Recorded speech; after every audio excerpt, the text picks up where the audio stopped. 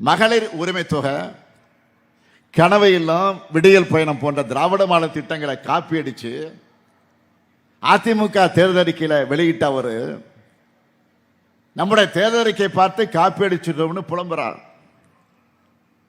பழனிசாமி அவருடைய அறிவுத்திறத்துக்கு சேக்கிழார் எழுதின கம்பராமாயணம் தொடங்கி பல எடுத்துக்காட்டுகள் இருந்தாலும் இப்ப புதுசா ஒரு எடுத்துக்காட்டு வந்திருக்கு.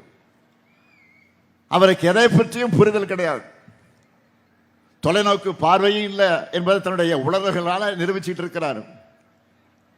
அவருடைய உணர்வுகளே ஹைலைட் எது தெரியுமா? எப்படி உங்களுடைய திட்டங்களை நிறைவேற்றுவீங்க அப்படின்னு கேட்டா வரியை உயர்த்தி நிறைவேற்றணும்னு சொல்றாரு. பழனிசாமி அவர்களை மட்டும்தான் இப்படியெல்லாம் சிந்திக்க முடியும். அதனாலதான் அந்த அளவுக்கு பழனிசாமி அவர்களை ஈஸியா மிரட்டி தங்களுடைய அடிமை கூட்டணியில வச்சிருக்கு பாஜக.